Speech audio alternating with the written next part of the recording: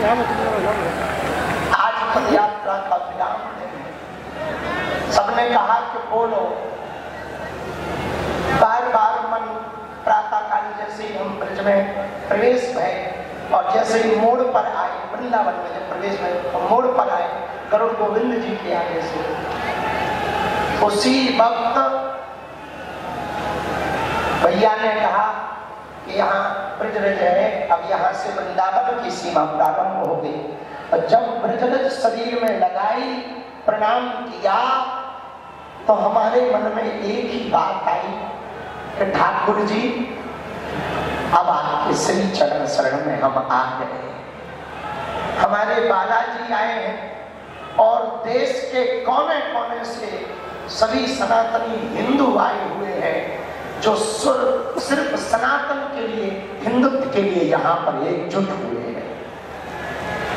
ब्रजरज को माथे लगा और धन्य है सभी पदयात्री। इतना अपार कष्ट आपको हुआ, इतनी पीड़ा आपको उठानी पड़ी। हम विशेषतया ब्रजवासी और पदयात्री जो तीनों प्रदेशों में मिले भी हैं, उन सबको हम हाथ जोड़कर क्षमा मांग रहे कि भैया आप बड़ी आशा अपेक्षा के साथ दिन दिन भर धूप में खड़े रह करके पदयात्रा का दर्शन करने आए थे। आपको बहुत धक्का लगे होंगे, बहुत चोट भी लगी हुई होगी, थोड़ी मोड़ी चोट लगी होगी, पर आपने अपनी श्रद्धा नहीं खोई, समर्पण नहीं खोया। धन्य है आपकी श्रद्धा, धन्य है आपकी आस्था। हम बार बार आपको धन्यवाद कर रहे हैं। आज कुछ भी बोलने का मन नहीं हो रहा। मन ये कह रहा पदयात्रा तो हो गई, पर जिसके लिए पदयात्रा की क्या वो हो गया? कहीं ये पदयात्रा शोभा यात्रा तो नहीं बनी, कहीं ये पदयात्रा केवल कलश यात्रा जैसी तो नहीं रह गई। जो इन संतों ने त्याग किया, पूज्य बद्रीनाथ बागे महाराज जी और हनुमानगढ़ी बाबा को तो सब जानते हैं, लेकिन वर्तमान में जिनके कारण सबसे ज्यादा हनुमानगढ़ी की याद आ रही तो वो है महंत पूज्य श्री राजूदास जी महाराज। इन सब संतों ने बड़ा कष्ट सहा, छोटे छोटे बालकों ने कष्ट सहा, धक्के खा गए फिर भी उठे। वृद्ध माताएं व्हील चेयर पर पदयात्री चले, कलश लेकर पदयात्री चले, केवल इसलिए चले कि हम यदि हिंदू एक हो जाएंगे तो भारत में गंगा नहीं गंगा बहेगी। और एक बात कहें, हम थके नहीं हैं, बस थोड़ा सा सोच रहे हैं कि अब ये तो हो गया, अब आगे क्या करना है उसकी तैयारी कर रहे हैं। न हम थके हैं, न थकेंगे, न हम रुके हैं, न रुकेंगे। पदयात्रा हमारा विचार केवल संकल्प इतना था कि पदयात्रा होगी तो हिंदुओं की आने वाली पीढ़ियां बचेंगी, तुम्हारी संतति बचेगी, तुम्हारी संपत्ति बचेगी, तुम्हारे मठ बचेंगे, तुम्हारे मंदिर बचेंगे, तुम्हारी बेटियां बचेंगी और तुम्हारी रोटियां बचेंगी।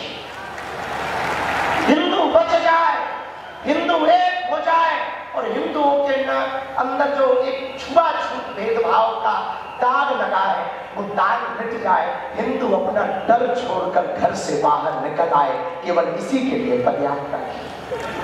पदयात्रा के प्रारंभ में ही लोगों ने धमकाने का काम किया, लोगों ने विरोध किया, यहाँ तक कि अद्भुत आस्था आप सबकी देखें भैया। धन्य है आप लोग, धन्य है आपकी आस्था। बम विस्फोट हो गया, पूरे देश में हड़कंप दिल्ली के बम ब्लास्ट की हुई, पर धन्य है सनातन हिंदू, तुम बम का विस्फोट होने के बावजूद भी डरे नहीं, आगे बढ़े, चलते रहे, चलते रहे। पर आज हम सब वृंदावन पहुंच ही गए, आज ठाकुर जी की नगरी पहुंच ही गए। आज हम सबकी ये यात्रा विराम हो रही है तन की। अब आगे पदयात्रा करेंगे मन की और विचारों की। जब घर जाएंगे तो केवल ताली बजाकर सेल्फी खींचकर नहीं जाएंगे, घर जाएंगे तो 5 प्रण लेकर जाएंगे। कितने प्रण? जरा जोर से बोलो, कितने प्रण लेकर जाओगे? कौन कौन लेकर जाएगा? हाथ उठाओ। पक्का 5 प्रण करके जाना है। पहला प्रण है जुड़ो और जोड़ो, जुड़ो और जुड़ो और, जरा जोर से बोलो, जुड़ो और। पूछो कैसे? आप तो सनातनी है ही हैं, आप तो हिंदुत्ववादी हैं ही हैं। अपने 5 परिवारों को भी कट्टर हिंदू, कट्टर सनातनी बनाना है। मात्र 5 रिश्तेदार या 5 मित्रों को। दूसरा प्रण भगवान अभियान। क्या? भगवान अभियान। अपने हर घर के बाहर जो आप ये धर्म ध्वज लेकर आए हैं, जो लेकर आए वो लेकर जाना, अपने घर पर लगाना और सबको बताना ये वही धर्म ध्वज है। हिंदुओं की एकता की ताकत जब सड़कों पर लहरा रही थी, ये धर्म भी तब लहरा रहा था। अथवा जिन पे नहीं है वो ले लेना। तीसरा प्रण, ये दूसरा मानोगे? अरे जरा जोर से तो बोलो, पक्का? 5वें में अब तीसरा प्रण।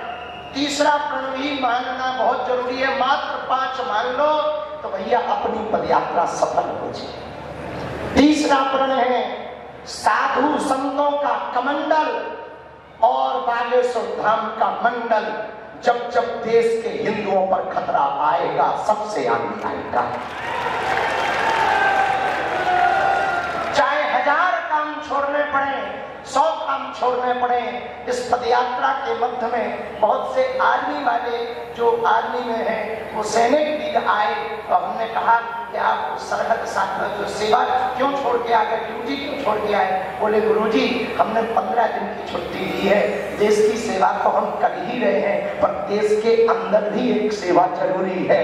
सनातन बचेगा तो हमारी वहाँ की लड़ाई थोड़ा कम हो जाएगी, वहाँ हमें थोड़ा सुकून मिलने लगेगा, इसलिए हम आपके साथ आए। तो तीसरा संकल्प है साधु संतों का कमंडल और बागेश्वर धाम का मंडल। हम सबको गांव-गांव में एक मंडल गठन करना है और उस मंडल के द्वारा हमें धर्मांतरण, जिन सिंह पड़े मंदिर और गांव भर में हर 1-2 महीने में एक यात्रा निकालनी है, गांव की सनातन हिंदू एकता पद यात्रा।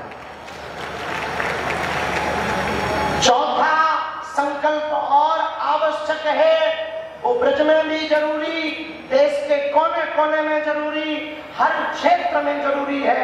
चौथा संकल्प लेने के लिए कौन कौन तैयार? चौथा संकल्प है घर वापसी अभियान। जो अपने वाले चले गए उन्हें बुलाओ कि बेटा यही समय है, सही समय है, वापस आओ। और उसके लिए जो मंडल गांव-गांव में बने, उनकी प्राथमिक जिम्मेदारी यही होगी कि धर्मांतरण होने ना पावे और जो हो गए वो घर कैसे वापस आ गए। ये कार्य भी चौथा वो मंडल के अंदर ही करना है, मंडल के साथ ही करना है। मंडल का मतलब बागेश्वर धाम ही, आप चाहे जिस मंडल से जुड़ जाना, अपना नया भी बना लेना, पर मंडल इसके लिए बनाना कि हमारे पहले गांव में एकता हो, गांव में एकता होगी तो शहरों में होगी, शहरों में होगी तो प्रदेश में होगी, और प्रदेश में होगी तो देश में एकता होगी। और 5वां और अंतिम संकल्प कौन कौन पदयात्री लेकर जाना चाहेगा? जय श्री राम जरा बोल के बताओ, जय श्री राम बोलो। भारत देश में जितने तीर्थ हैं, जिन पदयात्रियों के पास नजदीक में जो तीर्थ है, उस तीर्थ देवालय मंदिर के आसपास भारत में मांस मदिरा की दुकान नहीं होगी। जहां भगवान होगा वहां दुकान नहीं होगी। और ब्रज के लोग आए हैं, हम 150 किलोमीटर चल के आ गए, थके तो नहीं है, बुखार आया अपने आप लौट के चला गया कि बाबा तगड़ा है। बीच में बम विस्फोट हुआ, आतंकवादियों का खतरा आया, अपन ने उसी समय फिर से उनको भड़काया। वो समझ गए कि चाहे जो कर लो, ये बाबा की फौज रुकने वाली नहीं। आगे बढ़े, कई विधर्मी आए, उन्होंने केवल बातों से धमकाया, फिर भी ना पदयात्री रुक पाए, क्योंकि ये सब सनातनी पक्के थे। और हमको लगता है भैया, ऐसा हमने तो अपने जीवन में पहली बार देखा, और उसमें बहुत कृपा की ब्रज ने, दिल्ली ने, हरियाणा ने, सभी जगहों में, पर विशेषतया जो ब्रज ने कृपा की वो किसी ने कृपा नहीं की। लेकिन यहाँ ब्रजवासी कितने बैठे? अच्छा, तो वही तुम हो है? ज्यादा आदमी आवाज दे रहे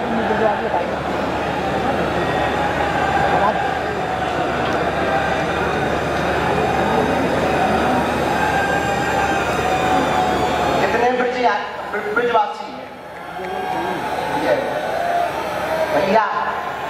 पहले तो सभी ब्रजवासी जितने हैं हम उन्हें दंडवत प्रणाम कर रहे हैं।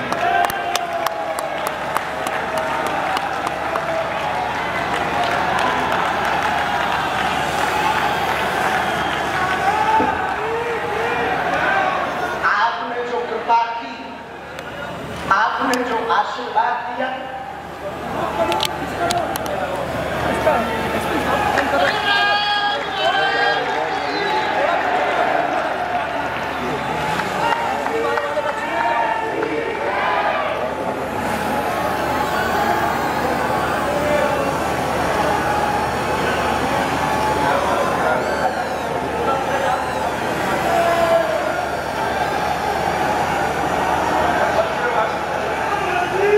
समझ गए ब्रजवासी वज्रवासी।